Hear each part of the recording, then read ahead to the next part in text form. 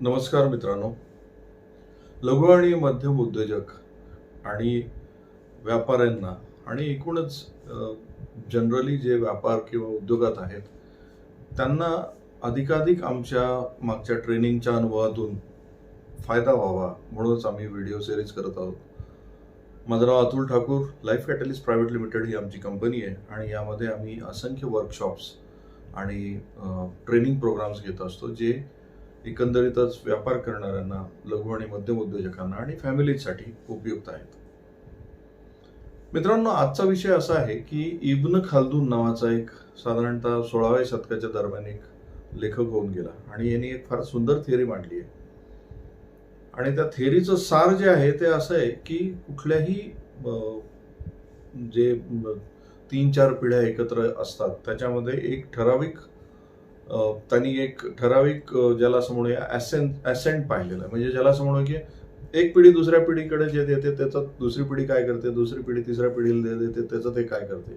तर तो असं म्हणतो की पहिली पिढी ही खूप मेहनत घेते, दुसरी पिढी जर त्याच्यासोबत असेल तर ती त्याला उंचीवर नेते. म्हणजे पहिल्या पिढीने जे काही काम केले, समजा एखाद्याने असं गृहीत धरूया आजच्या डेटमध्ये एखाद्याने व्यवसाय सुरू केला तर तो खूप मेहनत घेतो तो व्यवसाय सुरू करण्यासाठी, त्याला एका लेवलला नेण्याकरता. दुसरं जनरेशन जर त्यावर सोबत असेल तर ते दुसरं जनरेशन त्याला उंचीवर घेऊन जातं, तिसरं जनरेशन त्याला मेंटेन करतं आणि चौथं जनरेशन त्याला कोलॅप्स करतं. साधारणतः ही थिअरी आहे. तुम्ही जर आजूबाजूला अगदी आपल्या पॉलिटिकल पार्टीत जरी पाहिले आणि त्यांचा जर ग्राफ पाहिला तर तो असाच आहे. एका पिढीने त्याला सुरू केलं, मेहनत घेतली, दुसऱ्या पिढीने उंचीवर नेलं, तिसऱ्या पिढीने मेंटेन केलं आणि चौथ्याने त्याला खाली आणलेलं आहे. अगदी आत्ताचे पण तुम्ही काही राजकीय संदर्भ घेऊन बघू शकता आणि काही व्यापाऱ्यांचे किंवा उद्योगधंद्यांमध्ये पण तुम्हाला हेच ट्रेंड दिसतील.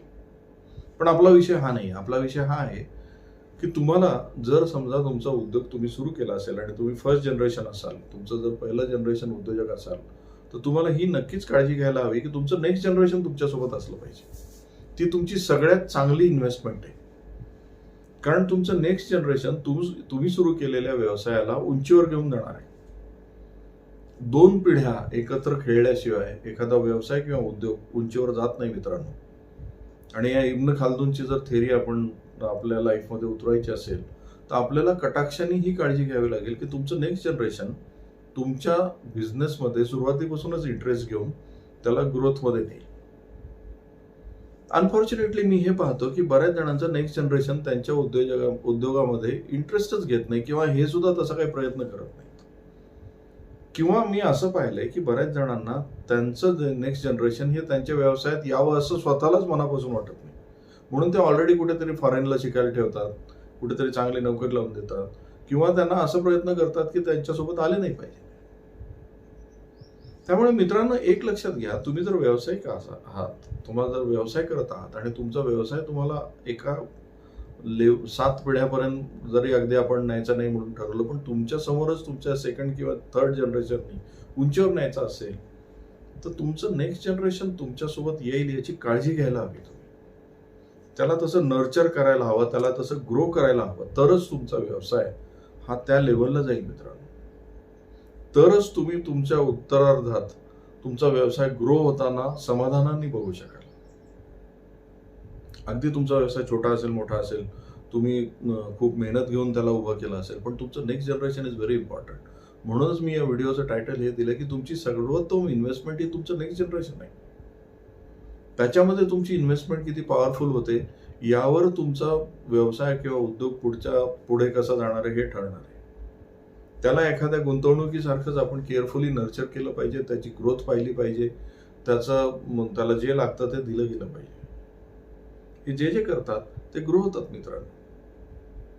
त्यामुळे तुम्ही ही थेरी नीट लक्षात घ्या. परत एकदा, पहिलं जनरेशन मेहनत घेतं, दुसरं जनरेशन उंचीवर नेतं, तिसरं जनरेशन त्याला मेंटेन करतं आणि चौथ्या जनरेशनमुळे ते खाली येतं. कारण चौथ्या जनरेशन पर्यंत हा भ्रम निर्माण व्हायला लागतं की हे आमच्या नशिबात आहे, आम्हाला कर्तृत्वाची गरज नाही. तो वेगळा डायनामिक्स आहे, आपण तो नंतर बघूया. पण तुम्ही आज ही थेरी तर नीट लक्षात घ्या. तुम्हाला तुमच्या नेक्स्ट जनरेशनला सोबत ठेवणं आवश्यक आहे जर तुमचा व्यवसाय ग्रोथ फेजला न्यायचा असेल. मित्रांनो, इथेच थांबूया. हा व्हिडिओ आवडला असेल तर याला लाईक करा, चॅनलला सबस्क्राईब करा, शेअर करा. आपण एका नवीन विचार आणि नवीन व्हिडिओ सकट परत भेटूया. नमस्कार.